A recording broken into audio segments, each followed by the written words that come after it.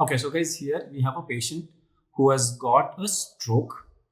Okay, and the stroke has recovered completely within 24 hours, but his ECG shows irregular rhythm. Right now, in the backdrop of stroke and irregular rhythm, for all practical purpose, for me, the ECG diagnosis is atrial fibrillation.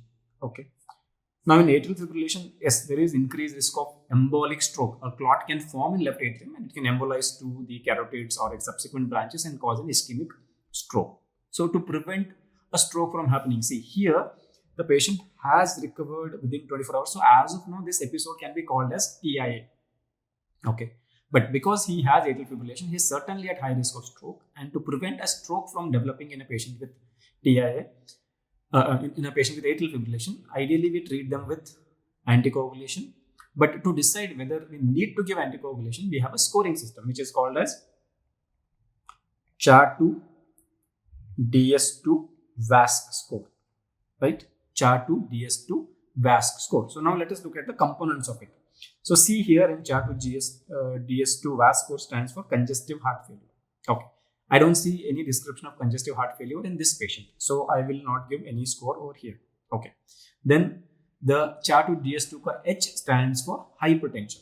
Means BP more than 140/90. That is our definition, right? Hypertension. So now when we get back to the question, the patient's blood pressure is 160/90, right? So congestive cardiac failure, no point. Hypertension, 1 point we have to give, right? Okay. Now next, age more than 75, 2 points, and age 65 to 74, 1 point. Age more than 75, 2 points, age more than 65 to 74, 1 point. Now what is the age of the patient here? The age of the patient is 70, so he will command 1 point over here, right? He will command 1 point for the age. Okay. And since age is not more than 75, he will not get that A2 ka 2 points. Okay. Then D stands for diabetes mellitus. If there is diabetes mellitus, we should be giving 1 point to the patient. Now, is patient diabetic? Yes, that has been mentioned. So he will command 1 more point, right? So D ke liye we will give 1 point. Okay. Then S2 stands for prior history of stroke or TIA. In that case, we give 2 points to the patient. Okay.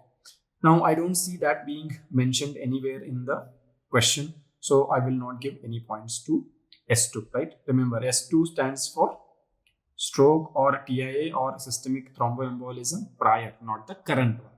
Okay. So no such history. So no point on the S2. Okay. What are we left with? V and SC. Okay. What V stands for? Having any vascular disease like MI or peripheral artery disease or a aortic plaque. None of that has been mentioned in the question. So on V, the patient will score 0 points, right? He will score 0 here. Okay. Now what SC stands for? SC stands for sex. Females will get 1 point. Okay. Now what is the gender of the patient here? It is female. So that commands 1 more point. Okay. So let us assign point for the sex. 1 point. So now what is the total points here? 1 plus 2 plus 3 plus 4. So we have 4 points, right? CHA2 DS2 VAS score for this patient is 4. Okay. Now how to decide whether we should give only aspirin or antiplatelets, the anticoagulants. Okay. Now when the score is more than or equal to 3, whether it is a male or a female, the risk of stroke is very high and we have to start them on anticoagulation.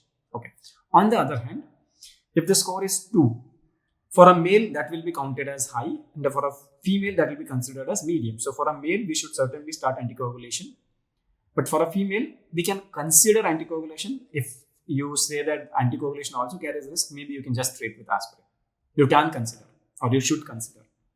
But if it is male with a 2 score, you have to start anticoagulation. Okay. A score of 1 in male will be considered as medium and in female will be considered as low because we have assigned 1 point to female gender itself, right? The SC ka S stands for sex. So we have assigned 1 score. That is why we are considering it as low. So in men score 1, we should consider anticoagulation. And in women score 1, you need not give anticoagulation, right? And when the score is 0, For both male and female, it is low score and anticoagulation is not required. Now, this patient has a score of 4, that is certainly more than 3, counted as high, and we should start anticoagulation. So this patient needs to be started on anticoagulation, but aspirin is a standard prescription as such. So aspirin plus anticoagulation will be the answer, and I will go ahead with option B as the answer. If the score was, let me say, for a female, right, the score was 1, then it will be considered as low risk. In that case, I will only start aspirin. Okay. So that's it about CHA-DVAS score. Don't forget to remember the components of CHA-DVAS score. Repeatedly ask MCQ template. Thank you.